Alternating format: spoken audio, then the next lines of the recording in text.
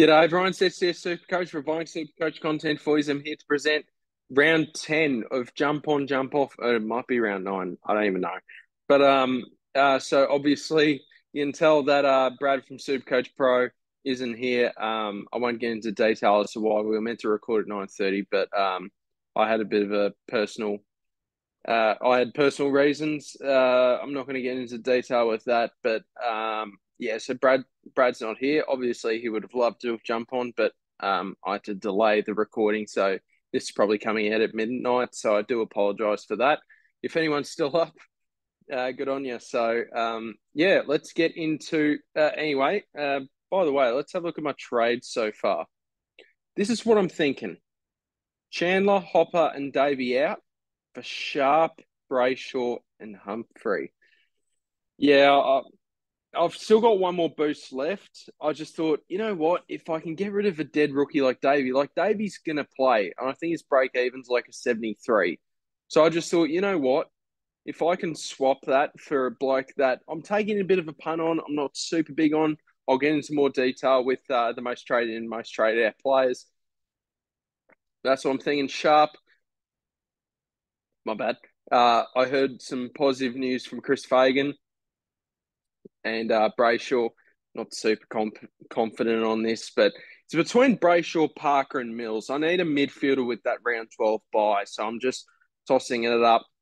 I'm just going to say with Brayshaw that he's proven in the past of like delivering 105 plus averages. So the past 2 years, compared to Warner, Parker's in his 30s. I'm like, I don't know. He's been pretty injury free throughout his career, but it's just, I think if Freo are going to play better footy, I think Brayshaw does all right, but Strong does hurt him. So Chandler, Hopper are pretty clear trade outs. And then Davey, I mean, he's already playing this week, and I think his break even's like a 73. So, um, yeah. Actually, I'm going to look that up right now. So, Alwyn Davey Jr.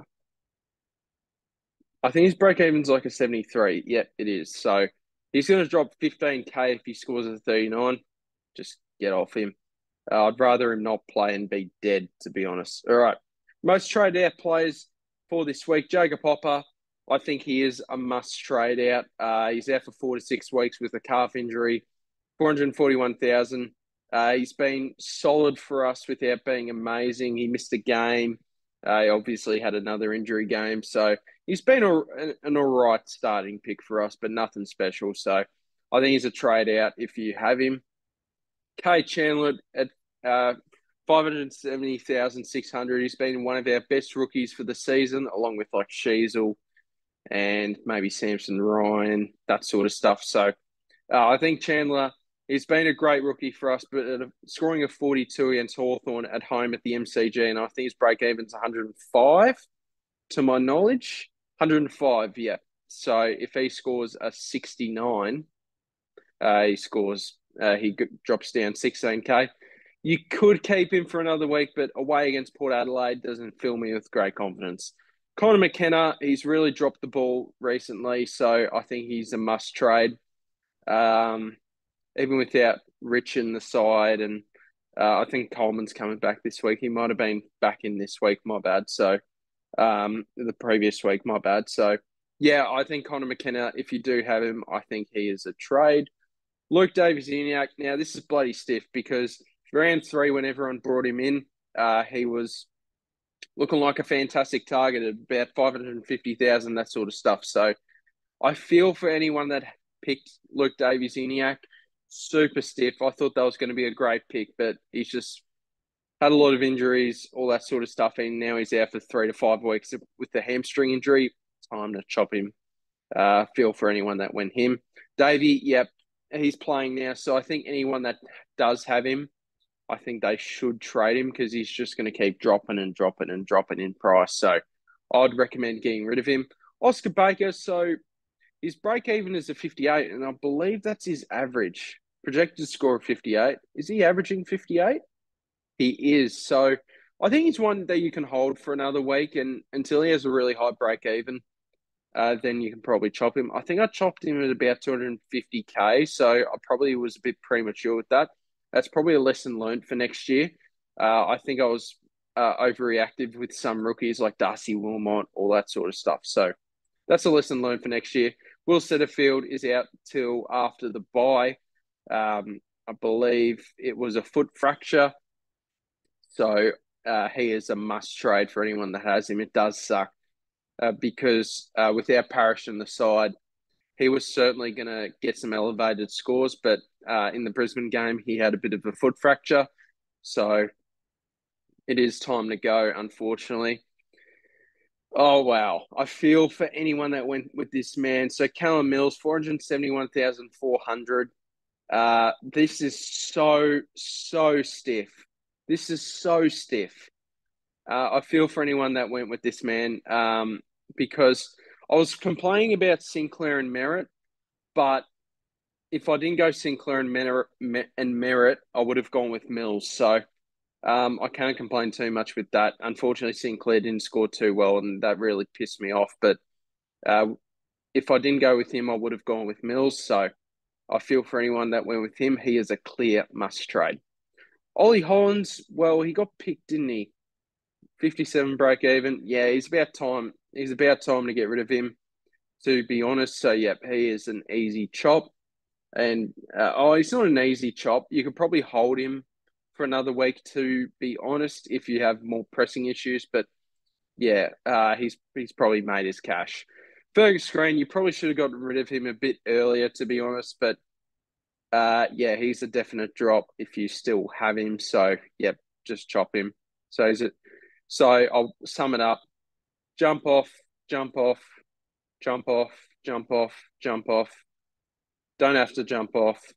Jump off, jump off. Don't have to jump off, jump off. All right, most traded-in players. All right, this is where things get super interesting.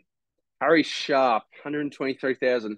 Now, I saw it. I'm not going to bring it up, but I did see a quote from Chris Fagan today saying that if we can get more games into this bloke, he's had 2 or 3 years in the system. If we can keep getting games into Harry Sharp, they'll certainly benefit him. So I really think that's a massive green flag. So I would certainly jump on for sure because at 123,900, he's certainly going to be a good cash cow for us. So absolutely jump on for sure. I think he's going to play throughout the buys. I think if he keeps playing footy like this, I think for sure he's going to play on the wing. So I think that's really beneficial for him in the long run. And I think he's probably the best upgrade target this week now. Bailey Humphrey at 213,400. I think if you can afford it, I think he is a jump on for sure because at 213,000, he's got a break even of negative 59. So that's certainly a good price for sure for a bloke that could make an easy, quick 80,000, whatever that may be. So he's going to play throughout the buys. He's got a really nice buy. I think I'm going to jump on him this week. I was a bit hypocritical. If you guys don't follow me on Twitter, Stephen D.W. Smith is. I was a bit critical on Rory Atkins, but not as critical on Bailey Humphrey this week, where I'm actually considering it. I think his job security is really good. He should play throughout the buys. The only issue would be is if he's dropping cash during the buys. That's a bit concerning, but we'll cross that bridge when we come to it. So I think I'm going to jump on Bailey Humphrey this week. With Davey playing, I think it's more of a reason for me to use my last boost and get Humphrey in and just take a punt. Just take a punt on him. So if you don't have much cash generation issue and you can afford to pay 213,000 for a bloke like Bailey Humphrey, I think that's fine because he should play throughout the buys. He's got a really nice buy in itself. So yeah. Errol Goulden, yeah, I would jump on for sure. 559,400. What's his break even? 7. So he's going to get to like 600,000 next week if he scores.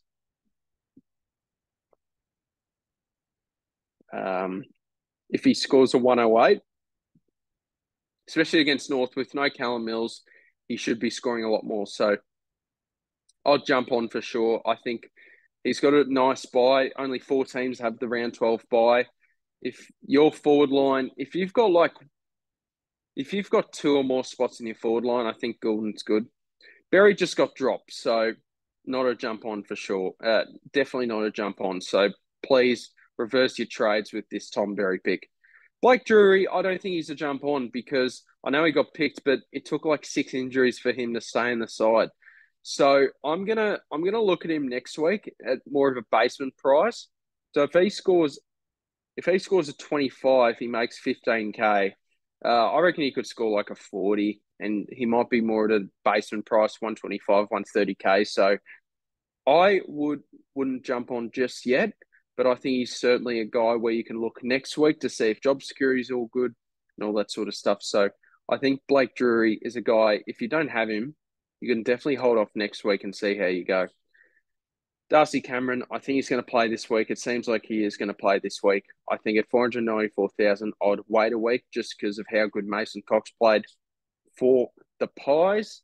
He scored a 129 against the Giants, and he certainly looks really good. One of the best games of his career. So I would certainly wait a week if you can, but if you're really strapped for cash, you may as well grab him. But in my personal situation, I would personally wait a week on Darcy Cameron just because we don't. It's a bit of a question. Why a lot of people are jumping on is this 55 break even. If he goes up 14K, he's like 500. What does he have to score to go up 14K? 87. So an 87, which I think it is potentially a reasonable score for him this week because they might just park him forward a bit more. So yeah, he's not a jump on for me. Sam Walsh, if your round 15 buys looking really good, I would jump on for sure. But for me, I'll probably have to wait till after his buy to grab him. I was looking at a poll on Twitter this week on how many premiums how many people had premiums in that round 15 buy, and a lot of people said 8+. And I was just thinking, okay, I can get a little bit of a competitive advantage on some of these people with 8 or more because I've got 7 at the minute, including Sheasel. So I think I can get a competitive advantage this week. Oh, sorry, I had my PlayStation on. It just went dark. So Sam Walsh at 610,000. So I'm going to hold off until his buy, but I totally understand. If you've got like 6 premiums in that buy, I would definitely jump on.